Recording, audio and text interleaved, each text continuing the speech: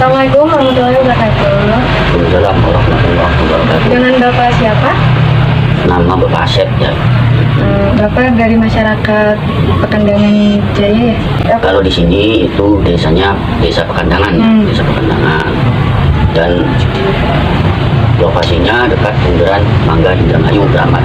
Penjelasan Suta Jaya ini ya. Kami di sini dari kampus Kuting menanyakan perihal kegiatan Sutajaya ini. Bagaimana sejarah kegiatan Sutajaya? Kalau sejarah Sutajaya ya, di sini itu penjelasan Keramat Buyut Sutajaya Pangeran Ingkang ya. Kalau nama asal usul desa Pekandangannya dan asal usul Raden Sutajayanya itu dulu di sini di Padukuhan Kali Cimanuk, nama desanya dulu Padukuhan Kandang Garu ya. Nah, di gedenya di gedeng ketemu. Setelah itu pada tahun di Cirebon diadakan sayembara ya, istilahnya pilih mantu, yaitu menguji kemampuan Dimas Panguragan.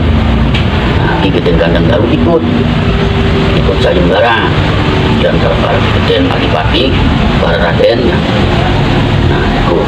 Namun setelah ikut sayembara, singkat ceritanya di Geden Kandang Garu dapat mengalahkan Dimas Panguragan.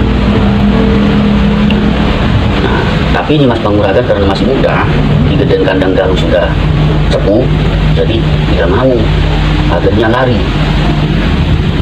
sampailah di sini di wilayah Indramayu ini, lalu terjatuh ya, ke Dodok, maka dinamakan di Depok. Nah, sekarang di Depok itu letaknya adanya di Masjid Islam Center, ada peninggalannya. Sekarang sudah berbentuk, tadinya balong, sekarang berbentuk sumur ya, itu di Depok. Nah, di Geden Kandang Garu ke Depok keselipet oleh tanaman ketan hitam. Nah, sehingga masyarakat Pekandangan tidak boleh menanam ketan hitam. Tapi kalau zaman dulu itu masyarakat Gandasari itu pakainya sinjang tapi ya, kelihatan betisnya. Artinya di Geden Kandang Garu keluar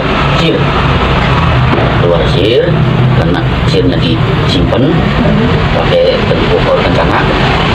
Lari lagi di masyarakat Gandasari, terburu-buru, kalau bahasa Indramayunya kebuceng-buceng ya, maka dinamakan daerah Bojong Sari ya, tuh Bojong Sari. Lalu terus ya, kalau bahasa Jawa terus ya, nah namanya terusan ya, ini singkatnya aja.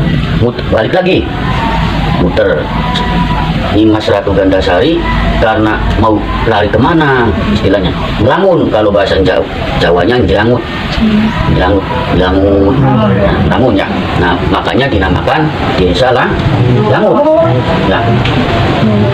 Lari terus, akhirnya capek, kelelahan, ya sudah, kata Dimas Panguragan, kalau memang di Geden Kandang Garu cinta ya sama saya, nah tolong saya ingin minum, ambilkan air. Maka ambil pusaka ya, pusakanya itu namanya Syekh Kober ya, bukan setan kober, bukan ya. Kalau Sutajaya Pekandangan pusakanya Syekh Kober yang miliknya ayahnya di Geden Kandang Garu, bukan setan kober, bukan. Kalau di Sandiwara setan kober, sebetulnya Syekh Kober itu nama desanya, ada itu tempat penyimpan pusaka. Nah, akhirnya pusaka itu ditancapkan ke tanah, keluarlah air. Nah, maka yang keluar air tersebut dinamakan sumur Sere, dierekan. Nah, setelah itu akhirnya di Panguragan, saya mau jadi istri asalkan di Geden Kandang Garu tolong buatkan saya masjid di perbatasan wilayah desa Pekandangan. Akhirnya dibuat di daerah Gelar Mandala, Cibatu, berapa dalam ya. Nah, di situ buat, tapi semalam jadi dibuat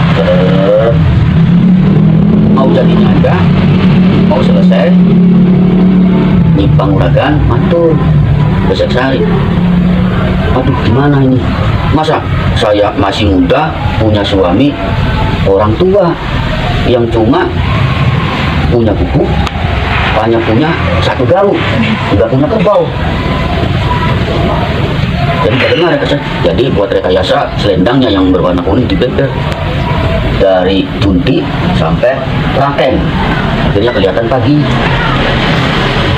Ya sih. Jadi akhirnya masjidnya dibongkar lagi, maka namanya dinamakan Desa Bilar Mandala, dan batunya berserakan, maka dinamakan Desa Cibatu, ya kan? Nah, batunya ada yang jatuh di kali, maka namanya di daerah perbatasan Pakandaun dan Cibatu itu ada kali cabang. Di situ ada ya.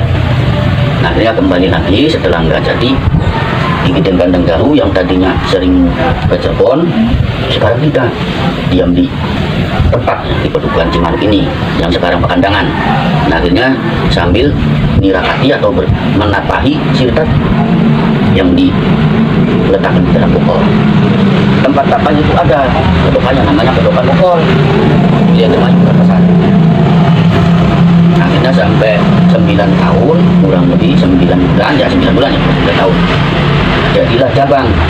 Nah, Jabang itu laki-laki tapi sudah punya nama, tertulis Jaka Taman, tapi sudah punya kota taman. Nah, sehingga diasuh sampai besar, sekitar umur 19 tahun datanglah dari Cirebon Pangeran Pati, karena di Cirebon ada suatu tragedi. Setiap para pinangeran yang jaga di Cirebon, gedung kecamatan semuanya mati. 24 pangeran meninggal. Karena di dalam gedung kecamatan Cirebon ada pusaka yang namanya Naga Runting. Kata Sultan Cirebon, Sultan Pati, tidak, kalau begitu silakan ambil Ki Geden Kandang Garu yang ada di Pedukuhan Cimanuk, suruh jaga gedung Silaradenok, gedung Kecamatan. Nah, sehingga berangkat Pangeran Pati, tapi sesampainya di Pedukuhan Kandang Garu Cimanuk ini ya, Wilayah Cimanuk, Pangeran Pati kaget, terkejut. Nah, kenapa? Yang buka pintu anak muda, Suta. Nah, mulai saat itu, nah, akhirnya kata Win Suta, sudah tidak apa-apa, karena ini amanat dari ayah, maka saya akhirnya Pangeran Pati dan Jaka Taman atau Suta pergi ke Cirebon. Setelah di Cirebon disebarkan ke Sunan Mulyadi, hingga akhirnya suruh jaga. Karena misteri di gedung Kecamatan itu setiap yang jaga setiap Jumat Kliwon itu meninggal paginya, maka para pinangeran sudah siap-siap maju keluar buat katil untuk mengubur Suta yang dari Pedukuhan Kandang Garu Pakandangan ini. Nah, akhirnya putri Cirebon, Keraton Cirebon, Sekar Kedadon itu cinta banget sama Suta. Setelah selesai pagi, para pinangeran sudah keluar untuk penguburan, Pangeran Pati masuk. Akhirnya, wah, pantas Suta Jaya sudah meninggal. Kenapa? Karena jaga gedung Silaradenok baru masuk sudah tidur pakai tai sapi balik. Bangunkan kakinya ya terpunting. Akhirnya juga, oh, Suta masih hidup. Nah, maka diteruskan diberi nama, dulu namanya Suta, diberi nama tambahan Jaya, jadi Suta Jaya. Ya karena jaga gedung Silaradenok mendapat kejayaan. Kalau para pinangeran sih jaga gedung Silaradenok itu meninggal. Ya, kalau itu tidak meninggal, mendapat kejayaan. Kenapa mendapat kejayaan? Karena tanpa sepengetahuan Pangeran Pati, pemilik Suta itu dikasih berdama oleh sesepuhnya, orang tuanya di Geden Kandang Garu, pusaka Sekober. Karena pusaka Sekober itu besar. Kalau Naga Runting besar, panjangnya segini. Menurut cerita, karena kehebatan kesaktian sesepuh Pegadang di Gede Kandang pusaka Sekobor itu bisa mengalahkan pusaka Nagarunting yang ada di Cirebon. Nah, setelah itulah lalu Raden Suta permisi ke Sunan Gunung Jati. Kata Sunan Gunung Jati, Ger, Cung, ya, orang Cirebon, Cung, kamu itu kita siapa? Oleh ayah kamu, oleh orang tua kamu, sehingga kamu itu masih hidup jaga kecuali Pajimatang. Sedangkan Pangeran Kasarean, Pangeran Panjunan, Bejasan, sampai Pangeran ini 24 Pangeran meninggal, tapi kamu masih umur 19 tahun tidak kasih apa-apa. Nah, saya masuk ke lokasi Pajimatang menemukan pusaka, tapi pergerakannya satu, pusakanya ada dua. Nah, mungkin ini pusaka kamu yang diberikan pusaka Sekobornya ditunda di museum dan di Bandar Cirebon hingga dibawa, karena maklum orang dulu kan masih 19 tahun masih itu, langsung dibawa aja kan. Sampai di sini, mana cerita pusakanya ini Pak? Ya sudah, kamu datang ke sana, saya Pak di sana dapat nasihat, kita tidak. Tapi akhirnya setelah dilihat, oh ini sudah, ini bukan pusaka Rama, bukan pusaka Sekobor, ini pusaka Cirebon yang namanya Nagarunting. Jadi sekarang kamu silakan pergi dari sini ke Alas Bintoro sampai pusaka Sekobor kembali. Nah, ini di bawah biji-bijian, biji bonteng, biji timun, biji pokoknya bijian walu, kacang, suruh berkerbon menanam palawija. Akhirnya berangkat.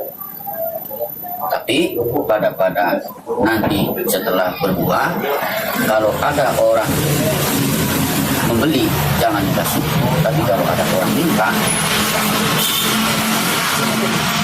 sehingga berangkat dari Bandar Nagaru desa Pegadang ini ke arah Alas Bintoro.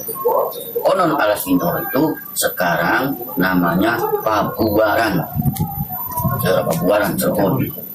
Ya, nah, Suta itu nanamnya di situ, nanam palawija, bonteng, walu, kacang. Nah, maklum kalau waktu zaman itu zaman kelaparan, hingga Pak orang-orang dari kerajaan Demak berdatangan kalau berbuah, minta palawija ke Bu Suta yang sudah berganti nama karena berkebun, jadi namanya ganti Arya Kebon. Ya, Arya Kebon ganti nama. Singkat cerita, ya, di Cirebon, Sekar Kedatonya yang konon katanya Sekar Cirebon itu ada yang mengatakan Harumsari, ada yang mengatakan Suryaningrum. Tapi diambil saja kalau menurut Cirebon yang kita nalang-nalang Harumsari, orang musik, istri Bu Suta Harumsari, jadi Harumsari. Nah, akhirnya Sunan Gunung Jati, Sekar Kedatonya sakit, tapi sakit juga, sakit kedanan, saja. Disare hati sama para sek, para kabadi tidak sedih. Akhirnya kata Kisapi'i, ya, Kisapi'i itu sesepuh desa Pabiandi yang kuburannya ada di samping Balongan, makamnya ada di situ, tiga-tigaan ada itu kuburan Kisapi'i.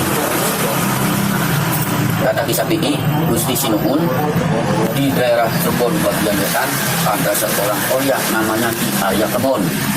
Kelakuannya bertanam, bercocok tanam, palawija, tapi kalau ada yang beli tidak dikasih, kalau ada yang minta dikasih. Ya sudah kalau begitu. Diakhir ke keraton. Akhirnya, ya. Singkat cerita sampailah di Arya Kebon atau Sunan Jaya Pegadang datang ke keraton. Buat perjanjian. Ini Gusti Sinuhun, saya ini tidak bisa apa, tapi kalau misalkan saya bisa menyembuhkan seperti Kebon, saya minta syarat. Apa syaratnya? Seluruh pusaka yang ada di Pajimatang berikan ke sana. Nanti saya pilih. Tidak apa-apa. akhirnya di area kebun dibawa ke Kaputen. Sampai di Kaputen, di area kebun bilang, punten kalau bahasanya Nyimas Sekar Ketaton ini sampai edan di jalanan ini karena apa? Kata Sekar Ketaton, sebetulnya saya itu cinta banget sama putra perempuan kali cuman misalnya Gunung Garu yang namanya Sutajaya. Makanya dinamain Sutajaya. Akhirnya ya sudah kalau begitu coba berhadapan dengan saya. Tidak mau, di situ orang suka tua, bau tanah, ya kan? Kalau ya sudahlah, ibaratnya dari samarannya gitu kan. Coba Gusti Putri Sekar Ketaton ini saya ini siapa? Setelah dilihat, akhirnya ya orang cinta bagaimana ya? Nah, berpelukan, sembuhlah. Akhirnya sembuh.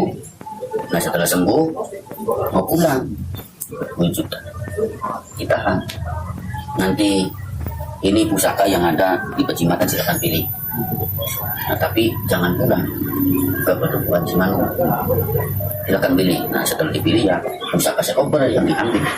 Nah kalau begitu seperti kemudian kandang hukum besuk Padukuhan Kandang Garu lima kira zaman lamun dari desa diarani desa Pekandangan. Desa Pekandangan.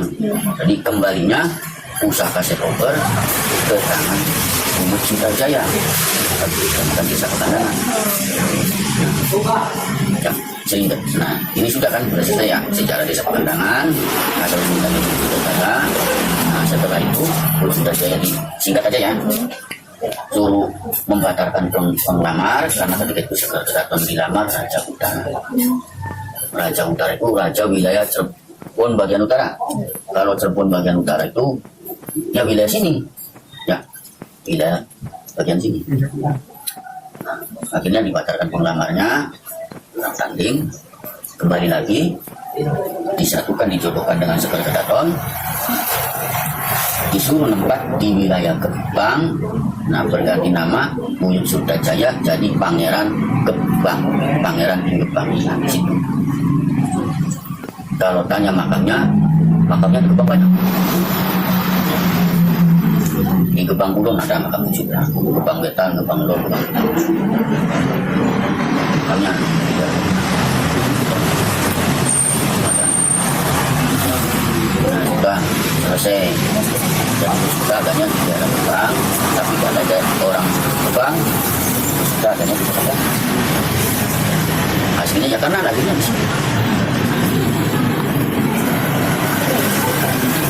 Nah, sebagai anak muda sekarang kalau misalkan mau meneladani anak cucunya itu ya kalau tidak bisa 100%, ya minimalnya kalau sekarang 10% aja sudah cukup. Buyut kan kelakuannya nanam, ada orang minta dikasih, kalau orang beli dikasih. Bisa kita menjadi seperti itu. 1%-nya atau 10% atau 5%. Kalau 100% nggak mungkin orang sekarang. Iya. Ya. Itu. Nah, terus kegigihannya, ya kan? Kegigihannya, ketaatannya kepada orang tua, ya kan? Sangat taat, terus berbakti kepada orang tua, bertanggung jawab, ya kan? Karena dia yang menghilangkan pusaka sekoper, maka dia bertanggung jawab mengambilnya kembali. Walaupun bertahun-tahun dari area kubon. Kegigihannya, ketangguhannya, kekuletannya, ketakwaannya, kecintaannya kepada orang tua, bertanggung jawab tentang apa yang diamanatkan. Motivasinya untuk anak sekarang, anak cucunya. Kalau misalkan kita sedang kuliah, harus kita kuliah. Rajin belajar. Jangan kuliah, yang dikuasai. Nggak beraktivitas ikut organisasi apa, kan? Organisasi apa? Mengamalkan ilmu yang diperoleh dari perkuliahan. Kesimpulannya, jadi sejarah Sutajaya Pekandangan itu, ya, adanya Pekandangan itu di tahun 1459 Pedukuhan Pekanbaru tahun 1209 tahunnya. Terima kasih Bapak udah mau diwawancarai. Terima kasih. Assalamualaikum warahmatullahi wabarakatuh. Waalaikumsalam warahmatullahi wabarakatuh.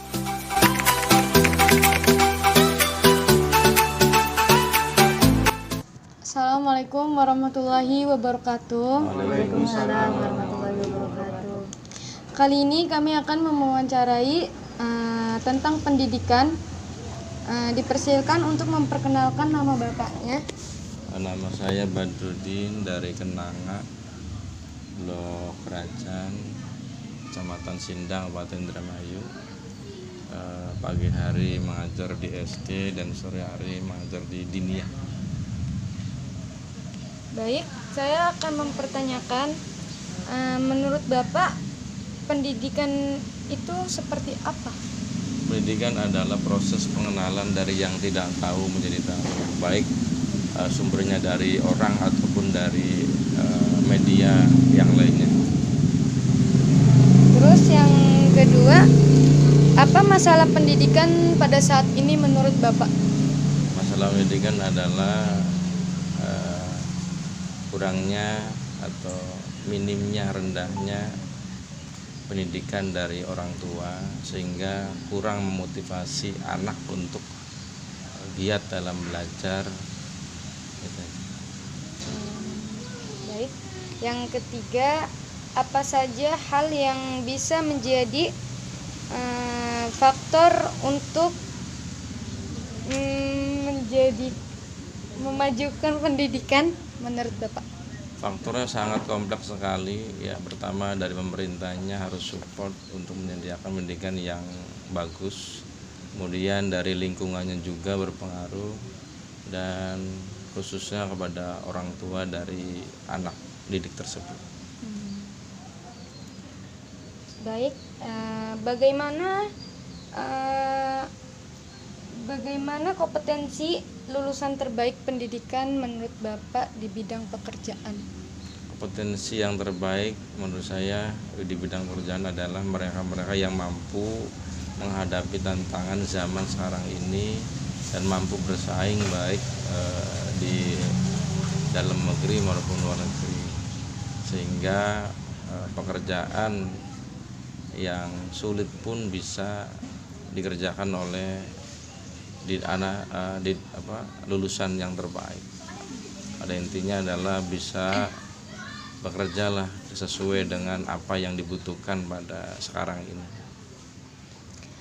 Baik Pak, kan saya mau nanya ya, kan sekarang pendidikan itu sangat penting ya Pak.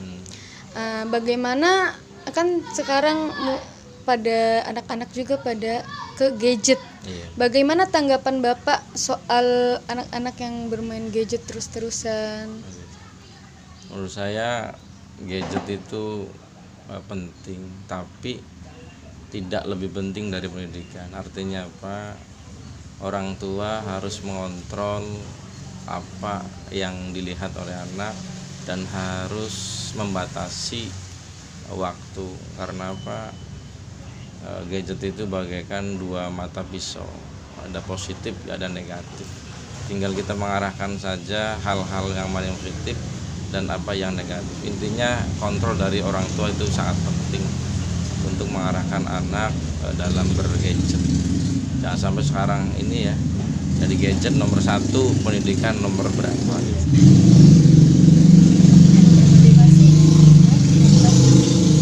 Ya, motivasi Bapak pada anak-anak muda sekarang buat ya anak muda-muda sekarang soal pendidikan gimana tuh Pak? Motivasi saya kepada adik-adik sebagai pelajar, sebagai pemuda, raihlah pendidikan setinggi mungkin, karena ketika kita punya ijazah, punya kompetensi, maka insya Allah kedepannya akan lebih baik, mampu menghadapi tantangan zaman. Manjada wajada, ketika kita bersungguh-sungguh insya Allah berhasil. Iya. Baik Pak, terima kasih atas waktunya. Sudah sekian dan terima kasih atas wawancara. pendidikan. Wabillahi taufiq wal hidayah. Wassalamualaikum warahmatullahi wabarakatuh. Waalaikumsalam warahmatullahi wabarakatuh.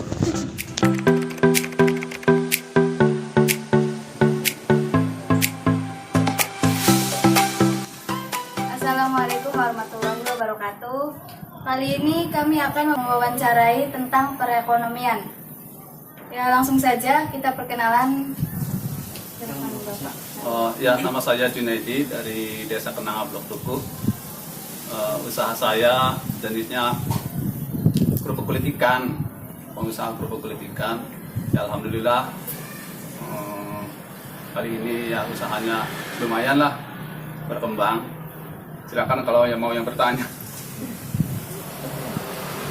Ya, apa hasil dan jenis usaha yang dilakukan?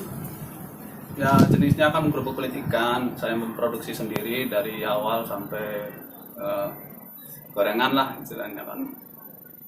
Dari basah, terus dari penjemuran sampai kering, sampai ini bisa digoreng, terus bisa dimakan. Itulah dari usaha jenis saya. Bahan baku usaha yang dilakukan. Bahan bakunya dari ikan, dari kulit ikan bahan bakunya. Ikan apa tuh? Dari ikan nila, khusus ikan nila. Kendala apa yang sulit dihadapi? Ya banyak sih, kalau yang namanya usaha kan banyak kendala. Pertama, terus dari cuaca, terus dari bahan baku, terus dari ini, apa namanya tuh, bahan-bahan yang ini nih, kenaikan tuh, kayak semacam plastik, semacam minyak goreng. Ya pokoknya ada kendala sih, cuman ya alhamdulillah lah bisa diatasi. Tapi kalau misalkan cari ikannya sendiri itu juga termasuk itu apa namanya? Kendala. Ya memang sih, kan tergantung cuaca ya. Misalnya kalau cuacanya lagi bagus kan ikannya banyak. Kalau cuacanya lagi nggak bagus, kayak semacam kalau orang sini mah musim barat lah, kan ikannya nggak ada. Yang terakhir, kira-kira berapa penghasilan dalam melakukan usaha tersebut? Ya kalau penghasilan sih relatif ya, nggak usah disebutin lah. Yang penting mah alhamdulillah cukup untuk memenuhi kebutuhan keluarga. Itu aja sih, bisa menyekolahkan anak-anak. Apa motivasi Bapak buat anak-anak muda sekarang? Kalau motivasi dari saya ya sebaiknya lah buat sekolah kan buat ini apa ya, jangan terlalu inilah pengen pegawai negeri ini ya. Yang penting kan wirausaha. Sebab wirausaha kan lumayan sih daripada kita untuk pegawai negeri ini itu. Jadi kan kalau usaha kan berkembang. Itu aja sih motivasi dari saya. Jadi pendidikan itu buat usaha. Ya, baik, terima kasih Bapak. Iya, sama-sama. Cukup sekian dari kami. Wassalamualaikum warahmatullahi wabarakatuh.